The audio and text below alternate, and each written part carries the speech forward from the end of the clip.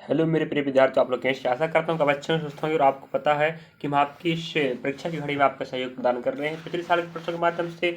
और पिछले साल के प्रश्नों के अनुसार ही हमें तैयारी करनी चाहिए, क्योंकि पीवाई के प्रश्न और पाठ्यक्रम और हमारी मेहनत ही हम सफलता दिला सकती है। और हमें कुछ भी नहीं पढ़ना, वही ध्यान रखना है जो हम पढ़ा रहे हैं, क्योंकि हम आपको पिछले साल के प्रश्नों के अकॉर्डिंग ही पढ़ा रहे हैं। अगर आप दिक्कत है, आपको लग रहा है कि हम कुछ भी पढ़ा है, तो आप लोग क्रॉस चेक कर लीजिएगा डाटा क्या पढ़नी चाहिए क्या नहीं पढ़नी चाहिए।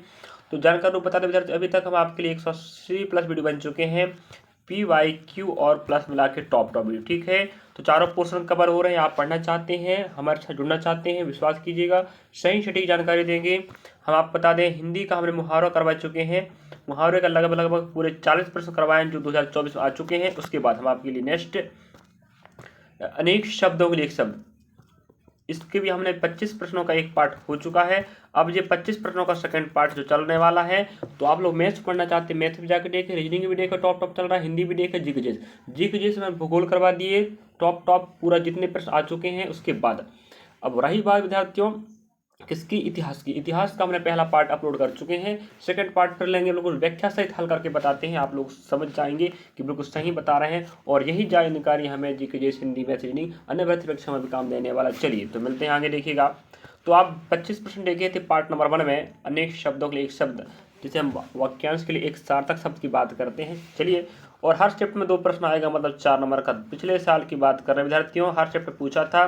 तो आपको वीडियो अच्छा लगेगा, क्योंकि आपके फायदेमंद की बात है। अगर आप लास्ट तक देखते हैं तो इसमें आपका ही फायदा होने वाला है। चलिए, अच्छा लगेगा तो आप हमें सपोर्ट करेंगे, लाइक सब्सक्राइब शेयर करना बोले विद्यार्थी। चलिए, अच्छा ना लगे तो बात की बात है। चलिए दिखाते हैं पहला प्रश्न, मतलब ये रहेगा आपका इस पार्ट का पहला प्रश्न, बाकी रहेगा 26 नंबर का, ठीक है। अप्सरा बहुत अधिक खर्च करती है। खर्च मीन्स होता है पैसे को उड़ाना, सीधी बात है सब, ठीक है। तो बहुत अधिक खर्च करती है, तो इसके लिए हम एक शब्द की बात कर रहे हैं। कहाँ पर आया आप देख सकते हैं, SSGD कांस्टेबल 2024 की भर्ती की बात करें, 27 फरवरी चैप्टर नंबर पहले में आया है। अब हमें कह रहा है, यहाँ पर देख लीजिए, आपको दिखाई देता होगा, बहुत अधिक खर्च करती है, जैसे पैसों की बात हो रही है। अप्सा बहुत अधिक पैसा खर्च करती है, तो उसके लिए एक शब्द की बात कर, क्या वचाल आएगा, अपव्यय आएगा, मितव्यय आएगा, कंजूस आएगा। तो जो पैसा खर्च नहीं करता उसे हम कंजूस कहते हैं। और मितव्यय मतलब क्या होता है, कम खर्च करने वाला। अपव्यय में क्या होता है, अधिक खर्च करने वाला। ध्यान रखेंगे विद्यार्थियों, आपको सीखना है। व्यय मीन्स होता है खर्च करना, व्यय मीन्स क्या होता है, खर्च करना। तो हमें बोल रहा है अधिक खर्च करने वाले को हम बोलेंगे अपव्ययी, और कम को बोलते हैं मितव्ययी। ध्यान रखेंगे, और कम खर्च करेगा उसे हम कंजूस भी कह सकते हैं, ऐसी बात नहीं है। वचाल मीन्स होता है अधिक बोलने वाला। इसके पहले आप देखोगे पहले पार्ट में वचाल आया था, मतलब होता है अधिक बोलने वाला। और मितभाषी होता है कम बोलने वाला। ये बात बता चुका हूँ, इन सब को पूछ चुका है। ध्यान रखें, जीडी कांस्टेबल का हिंदी का पीवाई को चला रहे हैं, बिल्कुल सही ऐसे छपने वाला। ध्यान रखें, इन्हीं प्रश्नों के अकॉर्डिंग आप प्रश्न मिलने वाले। चलिए अगला प्रश्न दिखाते हैं। नेक्स्ट प्रश्न में क्या देख लीजिए आप लोग, ऊपर कहा गया, इसके लिए एक शब्द चाहिए। उपयुक्त, निम्नलिखित, खंड या उपरोक्त। आप क्या बोलेंगे, बोलिए जरा, इसका आंसर क्या है विद्यार्थियों। ये आपका नेक्स्ट प्रश्न रहेगा विद्यार्थियों, बताइए। उसको हम कहते हैं उपयुक्त, ठीक है। ऊपर मतलब ऊपर जो लिखा है उक्ति, उसे हम कहते हैं उपयुक्त, ठीक है। निम्नलिखित मतलब होता है बहुत सारे, जैसे निम्नलिखित प्रश्नों का उत्तर दीजिए। आप सुने होंगे, मतलब बहुत से प्रश्नों का उत्तर दीजिए कह रहा है, सीधी बात। खंड मतलब होता है भाग होता है। उपरोक्त मतलब क्या होता है, उपरोक्त मतलब होता है, कहने का मतलब ये हुआ कि आप समझ सकते हो। चलिए, तो यहाँ पर आएगा ऊपर कहा गया उसे उपरोक्त कहते हैं। चलिए, और ऊपर जो लिखा है उसको हम उपरोक्त कहेंगे, समझे। ऊपर जो लिखा है, ऊपर जो कहा गया है उसे हम उपरोक्त कहते हैं। खंड में शिष्टा या भाग होता है। चलिए अगले प्रश्न आप देख पा रहे होंगे, उस साधु का कोई शत्रु नहीं है। तो कोई शत्रु नहीं है, इस बात को हमें बताना है एक शब्द में। क्या, अशत्रु, सर्वप्रिय, अजाशत्रु या सर्वमित्र। भाई सर्व मीन्स होता है सभी, प्रिय मतलब होता है सबको अच्छा लगने वाला। जैसे एक व्यक्ति ऐसा है जो बहुत अच्छे काम करता है, सबकी भलाई सोचता है, और उसे कह सकते हैं सर्वप्रिय, मतलब सबको अच्छा लगने वाले के लिए हम सर्वप्रिय प्रयोग करेंगे। सर्वमित्र, सर्व मीन्स होता है सभी, मित्र मतलब दोस्त, सबका मित्र, सर्वमित्र है, ये है कि सबका मित्र है। अजात शत्रु मतलब होता है जिसका कोई शत्रु ना हो। ध्यान रखें, इनको दिमाग में बैठा लीजिएगा, याद कर लीजिएगा। जी की जिस हिंदी को तो याद करना ही पड़ेगा, मैथ्स रीजनिंग का कॉन्सेप्ट समझना पड़ेगा। देखना चाहते हैं प्रश्नों को मैथ्स रीजनिंग का तो जाके देखिएगा विद्यार्थी, हम आपके साथ हैं, हम आपके साथ हैं मतलब साथ हैं, तैयारी करवाएंगे आपका। चलिए अगला प्रश्न आप देख पा रहे होंगे, जो सहनशील ना हो, बताइए क्या है विद्यार्थियों।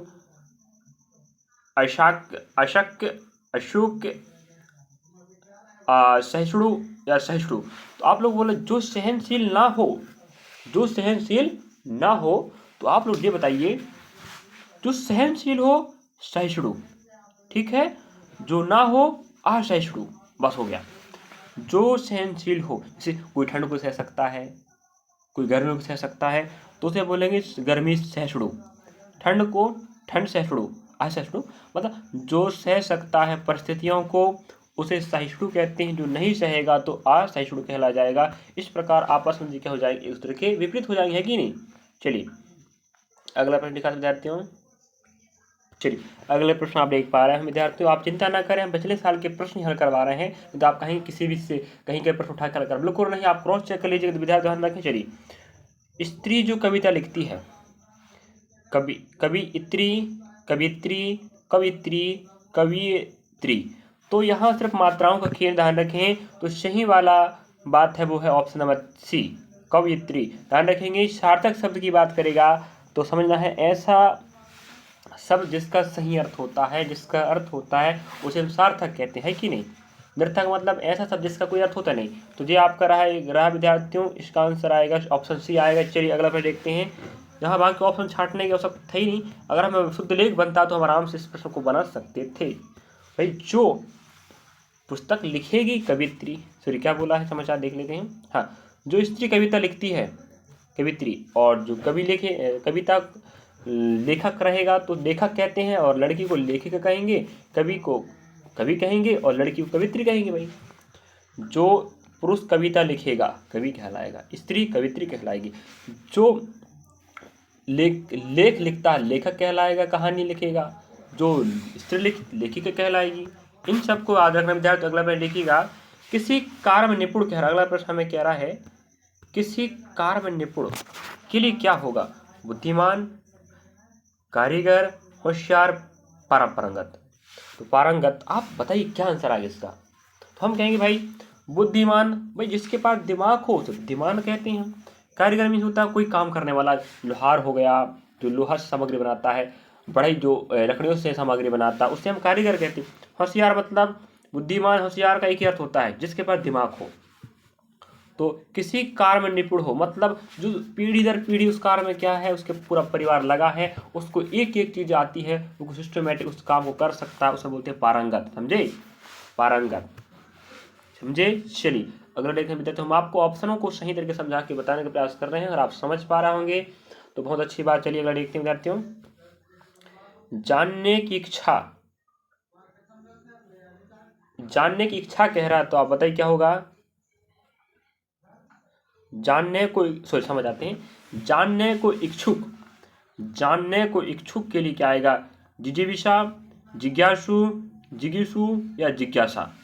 बताइए, जानने को इच्छुक कह रहा है, जानने की इच्छा नहीं, किसी चीज को जानने की इच्छा कहेगा तो वो आएगा जिज्ञासा। इच्छुक कह रहा है, इच्छुक अलग है, इच्छा अलग है, ठीक है। जानने की इच्छा किसी चीज को जिज्ञासा कहते हैं, और इसका आंसर आएगा विद्यार्थियों क्या आएगा बताए आप लोग। चलिए, तो जानने की इच्छा, क्या जानना चाहता है, जिज्ञासा कहते हैं, और जानने की इच्छुक, जो व्यक्ति इच्छा रखता है जानने का उसे हम बोलेंगे जिज्ञासु। एक व्यक्ति यहाँ है जो कुछ जानना चाहता है, जो व्यक्ति, इससे हम क्या बोलेंगे जिज्ञासु, और क्या जानना चाहता है उसे बोलते हैं जिज्ञासा। समझे, दोनों में अंतर याद रखिए विद्यार्थियों। और जीने की इच्छा क्या कहलाती है, जिजीविषा। क्या, जीने की इच्छा, जिजीविषा। जो जानना चाहता है मतलब जानने को इच्छुक उसे जिज्ञासु, क्या जानना चाहता है, जिज्ञासा। समझे विद्यार्थियों। चले, ऐसे आपको हम ऑप्शन को भी बताते चलेंगे, तो आप अगली बार पूछते तो आराम से बना सकते हैं कि नहीं। चलिए अगला देखिएगा, वह व्यक्ति जो छुटकारा दिलाता है, वह व्यक्ति जो छुटकारा दिलाता है, इसके लिए आपको एक शब्द बात कर रहा है, त्राता, त्रिकुटी, त्रिवेणी या त्रिगुण। तो कहने का मतलब ये थोड़ा सा जो अलग प्रश्न हो गया है।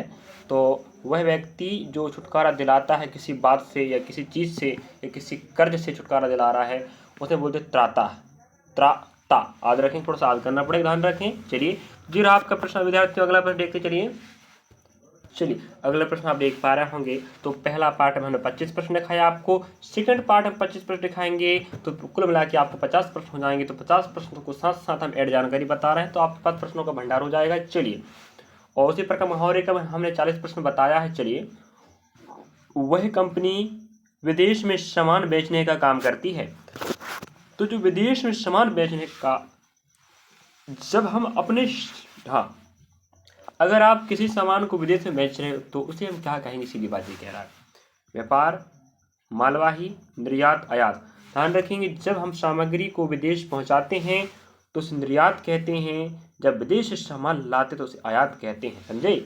मालवाही मतलब तो माल का यहाँ से वहाँ ले जाना, और व्यापार मतलब होता है जी व्यापार ही तो चल रहा है। सीधी बात, एक वस्तु को, जैसे हम व्यापार करते हैं, कोई धान का व्यापार करता है, कोई खरीफ फसल का व्यापार करता है, कोई कपड़ों का व्यापार करता है, कोई बर्तन का व्यापार करता है, तो आप समझ गए व्यापारी व्यापार क्या होता है। ठीक है, और जो व्यापार करेगा वो व्यापारी कहलाएगा। अधिकांश बढ़िया लोग करते हैं कि नहीं? तो आप देख पा रहे होंगे, विदेश में सामान बेचना हम बता चुके हैं। निर्यात मीन्स होता है विदेश में सामान बेचना, आयात मीन्स होता है विदेश से सामान लाना, खरीद कर। समझे?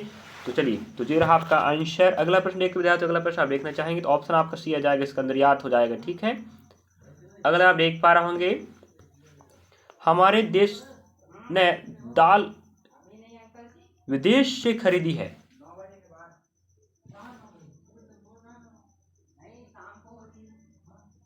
हमारे देश ने दाल विदेश से खरीदी है, तो विदेश के लिए आप क्या प्रयोग करें? देखिएगा, विदेश से खरीदी है, अभी हम बताए थे विदेश से बेची है, विदेश में बेच रहे निर्यात, तो विदेश से ला रहे हो तो क्या कहलाएगा? आयात कहलाएगा। तो आंसर देखिएगा, दोनों प्रश्न पूछा है, इस प्रकार से आपको दिमाग लगाना है। इसलिए हम बोल रहे हैं, जरूरी नहीं कि यही भर्ती परीक्षा में काम देगा, अगली भर्ती में परीक्षा में काम दे देगा। आप ध्यान रखें विद्यार्थियों। तो इसका आंसर क्या जाएगा? विदेश से खरीदी क्या हो जाएगा? आपका आयात कहला जाएगा। तो ऑप्शन नंबर डी आपका बिल्कुल राइट हो जाएगा। समझे? चलिए, अगला प्रश्न देखेंगे विद्यार्थी, अपने नेक्स्ट प्रश्न देखिएगा, उसने दूर से फेंक कर ही हथियार चलाया। तो दूर से फेंक कर ही हथियार चलाया मतलब कोई सा ऐसा हथियार जो दूर से फेंक कर चलाए जाते हैं, उनको हम क्या कहते हैं? तलवार ना। तलवार तो हाथ में रख के चलाते हो, चाकू नहीं, हाथ में रखना पड़ेगा। शस्त्र और अस्त्र, भाई सा मतलब साथ, सीधी बात। तो शस्त्र ऐसे हथियार होते हैं जो हाथ में मतलब साथ में रख कर चलाए जाते हैं। अगर आप फेंक कर चला रहे हैं तो वो कहलाएंगे अस्त्र। समझे? ये समझे आप लोग? चलिए, तो ऑप्शन नंबर ऑप्शन नंबर आपका क्या हो जाएगा? डी। मुझे लग रहा है आप समझ गए होंगे।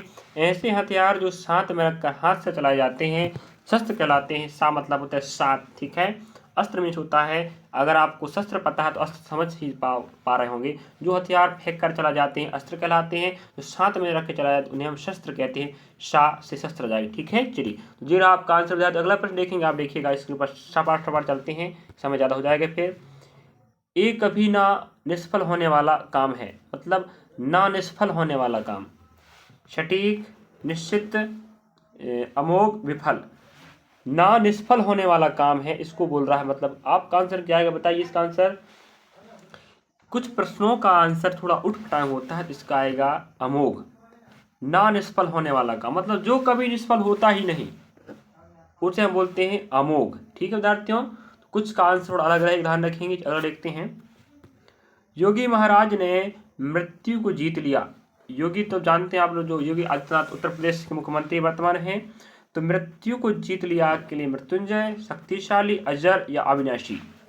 तो आप बोलेंगे सर, मृत्यु को जीतने वाले के लिए होता है मृत्युंजय। जय मीन्स होता है विजय, तो खत्म हो गया, जीत लिया। अजर मीन्स होता है जो बूढ़ा ना हो, जो, ध्यान रखें अभी बता दे रहा हूँ, अगर आगे पूछ लिया ना तो मत कहना कि सर आप नहीं बताए थे। समझे? तो योगी महाराज ने मृत्यु को जीत लिया को हम एक बात आ रहा, क्या जाएगा? मृत्युंजय। ध्यान रखें। शक्तिशाली मतलब क्या? तो जिसके पास पावर हो, शक्तिशाली हो, बलशाली है, ताकतवर है, उसे शक्तिशाली कहेंगे। अविनाशी मतलब होता है विनाशी मतलब होता है विनाश करने वाला, जो विनाश नहीं करता उसे अविनाशी कहेंगे। विनाशी अविनाशी, समझे। चलिए अगला प्रश्न देखेंगे विद्यार्थी, आप देख पा रहे होंगे, जिसकी आशा ना की हो, अगोचर, अनिर्वचनीय, अल्पज्ञ, अप्रत्याशित। आप जिसकी आशा ना की गई हो, आप क्या बोलेंगे बताइए, इसका आंसर क्या आएगा विद्यार्थियों। कुछ प्रश्नों का थोड़ा अलग दिमाग लगता है, ध्यान रखें। इसका आंसर आएगा जिसकी आशा ना की गई, इसका आंसर क्या ऑप्शन अनुसार अप्रत्याशित। ठीक है। अगोचर मीन्स होता है जो दिखाई ना दे, गोचर मीन्स होता है जो दिखाई दे। गोचर मतलब होता है दिखाई देने वाला, ना दिखाई दे उसे अगोचर कहते हैं। अल्पज्ञ मतलब समझ रहे हैं आप लोग, जो बहुत कम जानता हो, जानते हैं ना अल्पज्ञ। मतलब अल्प मतलब थोड़ा सा, अल्पज्ञ मतलब होता है जिसके पास ज्ञान बहुत कम हो। गोचर मीन्स होता है दिखाई देने वाला, अगोचर मीन्स दिखाई ना दे। तो जिसकी आशा ना की गई हो उसे हम अप्रत्याशित कहते हैं। चलिए थोड़ा सा प्रश्न अलग हो गया है जी। अगर देख पा रहे हो आप लोग, ऑप्शन नंबर आपका डी हो जाएगा इसका। चलिए अगला देखते हैं विद्यार्थियों। नेक्स्ट प्रश्न में कह रहा है, जो आदेश एक निश्चित समय अवधि तक लागू होता है, अधिसूचना, अध्यादेश, अनिकेत या अधिनियम। तो हम बोलेंगे विद्यार्थियों, अगर सरकार द्वारा जो सूचना निकाला जाता है उसे अधिसूचना कहते हैं। ध्यान रखें, इसको पूछ चुका, शायद मिल जाएगा आगे, देखिएगा। सरकार द्वारा निकाला गया सूचना जो अधिसूचना कहलाता है, और जो कुछ नियम कानून होते हैं जिन्हें पालन करवाना पड़ता है उन्हें हम अधिनियम कहते हैं। और अध्यादेश, ऐसा आदेश जो निश्चित समय अवधि तक होता है उसे हम अध्यादेश कहते हैं। आप पता है 123 अनुच्छेद में राष्ट्रपति द्वारा अध्यादेश जारी किया जाता है। याद रखें, जो निश्चित समय अवधि के लिए होता है उस समय अवधि तक उसको पालन करवाना पड़ता है, या उस समय अवधि के लिए वो क्या होता है, सीमित होता है, समझे। उसके बाद उसका कोई वैल्यू नहीं होता, उसे हम बोलते हैं अध्यादेश, समझे। चलिए ये आपका आंसर ऑप्शन आप क्या रहेगा, बी नंबर। ठीक है, चलिए आगे बढ़ते हैं। आप 50 प्रश्न दिखाना भाई, ध्यान रखें। पूरा 25 प्रश्न आप देख चुके होंगे पहले पार्ट में। पत्थर को गढ़ने वाला औजार, पत्थर मीन्स होता है आपका, जो आप जानते हैं पत्थर भाई, है कि नहीं। गढ़ने वाला मीन्स होता है बनाने वाला। औजार क्या कहलाता है, छावनी, छैनी, चप्पू, जंगम। आप बोलेंगे सर छैनी हथौड़ा होते हैं, भाई हथौड़ा नहीं तो छैनी तो होगा ना। छैनी के और हथौड़ा के मार से ही क्या पत्थर को आप क्या बनाते हैं, मूर्ति, मतलब गढ़ने का काम कौन करता है, छैनी हथौड़ा। ऑप्शन नंबर आपका हो जाएगा डी नंबर। चलिए सॉरी समझ आते हैं, बी नंबर। अगला प्रश्न आप देख पा रहे होंगे, जो पहले कभी ना हुआ हो, जो पहले कभी ना हुआ हो कहाँ पर आया, देख पा रहे होंगे। और हमें कह रहा है अधिसूचना, बता चुका हूं क्या होता है, अपव्यय। तो आपको पता होगा, अधिक खर्च करने वाले को अपव्ययी कहते हैं और कम खर्च करने वालों को मितव्ययी कहते हैं। मैं पहले बता चुका हूं। अद्वितीय मतलब होता है जिसके जैसा कोई है ही नहीं, अकेला है, उसके जैसा कोई है ही नहीं, उसे क्या बोलते हैं, अद्वितीय, समझे। अभूतपूर्व, अगर भूतपूर्व होता मतलब होता है जो पहले हो चुका है, लेकिन जो पहले कभी हुआ ही नहीं उसे क्या बोलते हैं, अभूतपूर्व, समझे। ऑप्शन आपका सी हो जाएगा। चलिए अगर देखते हैं, उसकी तुलना किसी से नहीं की जा सकती, तुल्य, तुली, अतुलनीय, तुलनीय। क्या बात है भाई, आराम से बन जाएगा। जिसकी तुलना की जा सके तुलनीय, ना की जा सके अतुलनीय, बस हो गया आंसर। ऑप्शन आपका हो जाएगा सी, समझे कि नहीं विद्यार्थी। चलिए अगले प्रश्न आप देख पा रहे होंगे, नेक्स्ट देखिएगा। रजोगुण वाले व्यक्ति को झुकाना आसान नहीं है, तो उसका आंसर आएगा रजोगुण वाले व्यक्ति को झुकाना आसान नहीं है। राजसिक, सात्विक, वाचिक, रसिक। तो आप क्या आंसर लगाएंगे, इसका आएगा वाचिक। थोड़ा ऑप्शन दिमाग लगाना पड़ेगा। रजोगुण मतलब जिसके पास बहुत सारे गुण हों उस व्यक्ति को झुकाना आसान नहीं है, मतलब होता है वाचिक। ठीक है, चलिए अगला पॉइंट देखिए विद्यार्थी, अगला देखिएगा।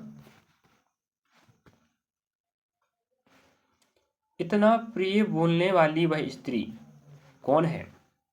तो प्रिय बोलने वाली स्त्री को हम क्या कहेंगे, प्रियवंदा, पत्नी, प्रेयसी, द्रौपदी। भाई द्रौपद की पुत्री द्रौपदी कहलाती है, और पत्नी तो आप समझते हैं ना, है कि नहीं, पति पत्नी। चलिए प्रियवंदा, हाँ, तो आएगा आंसर प्रिय बोलने वाली स्त्री को हम क्या बोलते हैं, प्रियवंदा। चलिए विद्यार्थियों अगला प्रश्न देखते हैं। विज्ञान विज्ञान समस्त पृथ्वी से संबंध रखता है। क्या आएगा विद्यार्थी बताइए? विज्ञान पृथ्वी से संबंध रखता है। सर्वज्ञ, सार्वकालिक, सार्वभौमिक, सार्वदेशिक। तो याद रखें सार्वभौमिक आएगा। ठीक है, समस्त पृथ्वी से संबंध रखता है कौन? विज्ञान। तो समस्त पृथ्वी से संबंध रखता है, इसके लिए आएगा समस्त में होता है सार मतलब सभी। ठीक है, चलिए जो ऑप्शन आपका हो जाएगा तीसरा। अगला लिखिएगा विरह से उत्पन्न अग्नि। विरह से उत्पन्न अग्नि की बात कर रहा है। देखिएगा जठराग्नि, दवाग्नि, विरहाग्नि, बड़वाग्नि। तो आप बोलेंगे सर विरह तो यहाँ मिल रहा है ऑप्शन, बस यही आपका आंसर हो जाएगा। विरह मतलब होता है बिछड़ जाना, से उत्पन्न अग्नि मतलब कहने का मतलब बिछड़ने से जो कष्ट होता है उसकी बात कर रहा है विरहाग्नि। ठीक है, चलिए तो इसमें दिक्कत की बात नहीं थी। अगला आप देख पा रहे होंगे नेक्स्ट पे देखिएगा, यहाँ पर हमें कह रहा है दूसरों के हित में अपने आप को संकट में डालना। दूसरों के हित मतलब होता है दूसरों के फायदे के लिए अपने आप को संकट या मुसीबत में डाल देना। तो द्विज, आत्मोत्सर्ग, अपराह्न, दिनानुदिन। तो आएगा आत्मोत्सर्ग मतलब अपने आप को संकट में डाल देना दूसरों की भलाई के लिए, उसको बोलते हैं आत्मोत्सर्ग। ठीक है, चलिए देखते हैं विद्यार्थियों नेक्स्ट प्रश्न आप देख पा रहे होंगे, किसी एक में ही आस्था रखने वाला मतलब किसी एक में आस्था रखने वाला। कोई ईश्वर को मानता है, कोई नहीं मानता है, कोई शिव को मानता है तो कोई प्रकृति को मानता है। उसी प्रकार से जो सिर्फ एक में आस्था रखता है अनन्य, अनुपम, अनुभूत, अनेकित। आप बोलिए क्या आंसर बोलेंगे? चलिए इसका आंसर आएगा अनन्य। ठीक है, अनन्य आएगा। चलिए तो नेक्स्ट लास्ट प्रश्न आप देख पा रहे विद्यार्थियों, तो आपको हम दिखा रहे हैं लास्ट में देखिएगा हवन में जलाई जाने वाली लकड़ियाँ गीली है वो काम का नहीं है।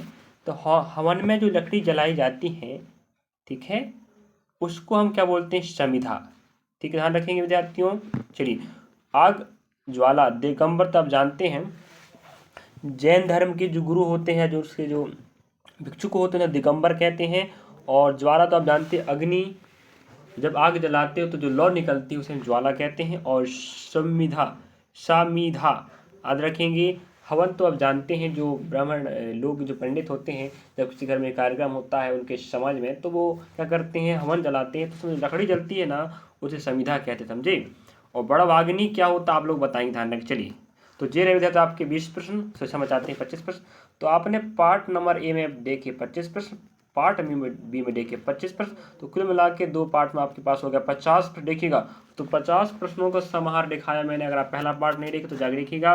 मुहावरा के मैंने 2 पार्ट बनाया, ध्यान रखें 2 पार्ट में आपको 20-20 का पार्ट मिला है। तो कुल मिला के 40 प्रश्न मिलेंगे मुहावरे में। तो बताइए इतने सारे प्रश्न मिलने के बाद अगर आप नहीं पढ़ोगे, और ऐड जानकारी बताता हूँ व्याख्या सहित, इतना मेहनत कर रहा हूँ विद्यार्थियों, तो आपका तो जिम्मा बनता है ना मेरा सहयोग करना। मुझे सहयोग करें, सपोर्ट करें, मैं आपके साथ खड़ा हूँ और पूरा जीडी एग्जाम तक तैयारी करवाऊंगा। पूरा दिसंबर करवाया मैंने। अगर आप पाठ्यक्रम वाले वीडियो देख लेते हो तो वहाँ जाके आप दिमाग लग जाएगा किस प्रकार से कितने नंबर के प्रश्न आने वाले 2024 के अनुसार, समझे। चलिए हम आपके साथ विद्यार्थियों। तो अगर वीडियो आपको अच्छा लगा विद्यार्थियों तो लाइक सब्सक्राइब शेयर अवश्य करें। अगर आपको हमारे वीडियो से फायदा होता है, अगर आपका 10% ही फायदा होता है कि आप सोच रहे हैं सर सही डाटा दे रहे हैं हमने पढ़ लें, हम तो कह रहे हैं विद्यार्थी हमसे पढ़ें क्योंकि हम डाटा सही सटीक दे रहे हैं। आप खुद देख लीजिए ना, अगर आपको लगता है कि सर आप गलत दे रहे हैं, आप तो आप बोल दीजिएगा सर आप ये काम का नहीं क्यों पढ़ा रहे, फालतू समय बर्बाद हो रहा है। आप भी आपका समय जा रहा है, हमारा समय जा रहा है। हम कहेंगे यस सही बात कह रहे हैं आप, लेकिन हम सही सटीक दे रहे हैं क्योंकि आपकी जिम्मेदारी है हमारी बातों को समझना, पढ़ना, लिखना। चलिए तो माँ बाप की इच्छाओं को पूरा करना है, उनकी सफलता, आपको सफलता का श्रेय माँ बाप पे देना है, गुरुजनों पे देना है, अपनी मेहनत पे देना है। तो पढ़ना पड़ेगा, अंततः पढ़ते पढ़ते रह जाओगे, है कि नहीं। तो हमें पढ़ाई के साथ साथ समय, सही दिमाग व सही तरीके से पढ़ना है, तब सही रहेगा। पढ़ तो रहे हैं, क्या पढ़ रहे हैं, काम लायक नहीं पढ़त, क्या मतलब, है कि नहीं। तो हम आपको काम का ही डाटा दे रहे हैं। अब नेक्स्ट हम उठाने वाले हैं कोई नया टॉपिक। मुहावरा हो गया है, अनेक शब्द में एक शब्द हो गया। अब अन्य टॉपिक उठाएंगे विलोम या पर्यायवाची, समझे। चलिए तो देखना बोले विद्यार्थी, मिलेंगे नेक्स्ट पार्ट साथ। चलिए धन्यवाद आपका, आप हमें देखा।